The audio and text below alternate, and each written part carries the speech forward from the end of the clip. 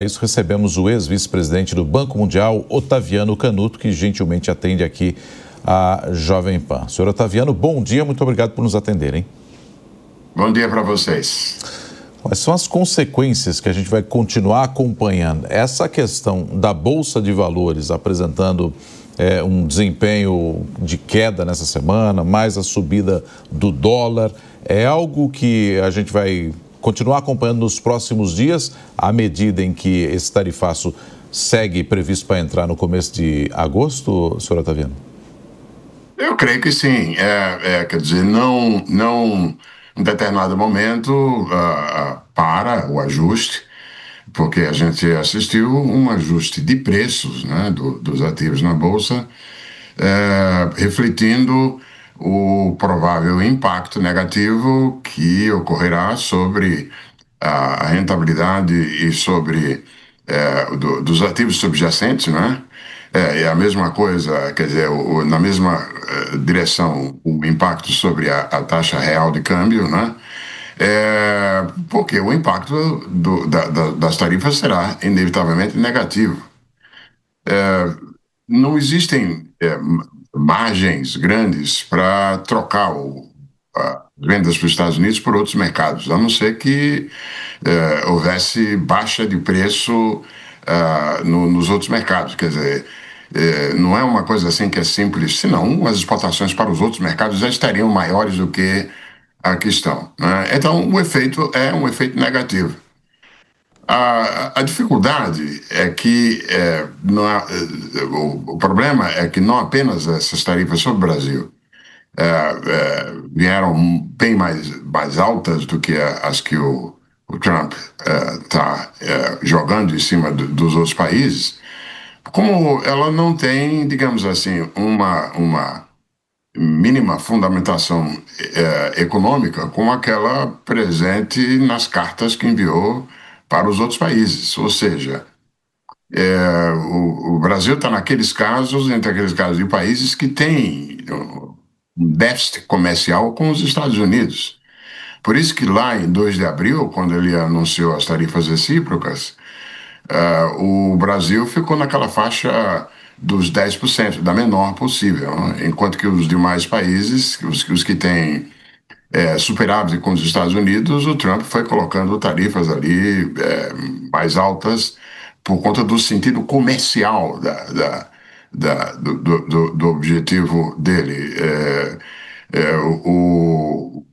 Mesmo depois nas negociações, uma coisa importante a levar em conta é que em todos os acordos, os poucos acordos que chegaram a ser concluídos pelo Trump com países, como foi o caso do Reino Unido, como o acordo com a China, o acordo com o Vietnã, em todos eles as tarifas americanas continuaram bem mais altas do que aquelas que existiam antes da era Trump. Então tem um sentido realmente de proteção comercial presente, mesmo com a história de negociação pelo Trump. Pois bem, mas no caso do Brasil, a carta não tem nada disso. A carta não alude. Aliás, quando a carta faz alguma alusão a saldos comerciais, dá a entender um erro, porque o Brasil não tem superávit comercial com os Estados Unidos, tem déficit. Então, o que torna mais difícil antever por onde seria uma tentativa de negociação, né? Então, realmente não surpreende o efeito sobre as bolsas e o efeito sobre a taxa de câmbio. Otaviano, bom dia. O senhor comentou que não há muita tentativa de expandir nessas exportações para outros países, não há ali muita saída. Então, imagino que o melhor meio seja mesmo a negociação. Com base em negociações de outros países, já com outras tarifas de Donald Trump, o que o Brasil pode fazer nesse momento? Olha, evidentemente que pode bater na porta e tentar estabelecer alguma negociação comercial. Mas é muito pouco provável de ter um sinal positivo. É importante esse negócio da diversificação. Os outros países estão fazendo essa tentativa de redirecionamento de exportações. A China está fazendo isso. Só que isso tem um preço para esses outros países, porque a China não pode aumentar as suas exportações para a União Europeia, para o Japão, ou para o Brasil, ou para qualquer outro, sem dar um pouquinho de desconto de preço, né? Porque senão não tem como aumentar, né? Não é tão simples, vamos substituir, né? Agora, a expectativa de ter uma pauta de conversa tem que ser baixa, porque visivelmente não é prioridade para o Trump, né? Vejam, ele deu aquele prazo lá em abril, na postergação, e desde então sequer chegou a fechar algum tipo de acordo com a União Europeia ou com outros parceiros de tamanho maior para a economia americana. E quando vem fazer alguma coisa concreta sobre o Brasil, é essa carta com 50% e fazendo alusões, não principalmente a comércio, mas alusões a políticas, a coisa do Bolsonaro e da Corte Suprema em relação às multas sobre as empresas de serviços digitais, né, e assim por diante. Então, não tem sequer mesmo a expectativa de que haja uma pauta econômica que possa ser conversada entre as duas partes. É uma pena. Por isso que, ao mesmo tempo, também é que se levar em conta que uma eventual resposta,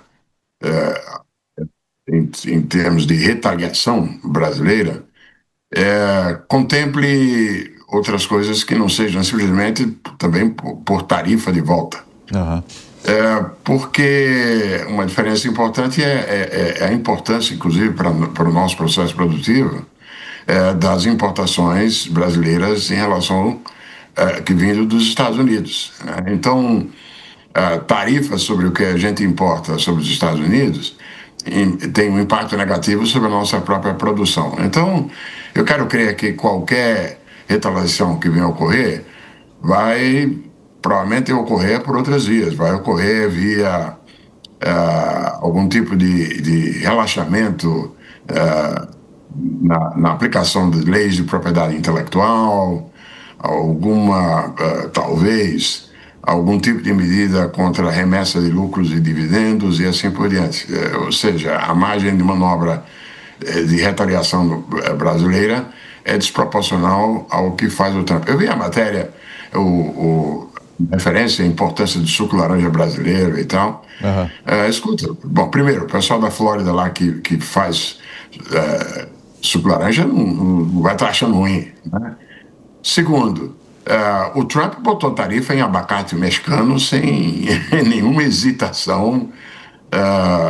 Eu não creio que o Trump esteja considerando como relevante o impacto sobre preços. Ele chama de dano temporário, chama de problema temporário, mas ele, mesmo assim, botou e deve subir o nível de preços aqui ao consumidor. Se pelo andar da carruagem, digamos assim, a estimativa que os modelos mostram é de que se a tarifa média ponderada, ou seja, de tudo, caminhar na direção dos 17%, o que parece ser o andar da carruagem a partir das cartas, o que é uma enorme diferença em relação aos 2,5% de antes do Trump, né? Isso vai ter um impacto sobre o nível de preço, mas ao mesmo tempo é uma coisa que na cesta do consumidor americano vai chegar a algo como um aumento de 2%. Uhum. Porque os produtos manufaturados não são uma proporção tão grande da cesta do consumo.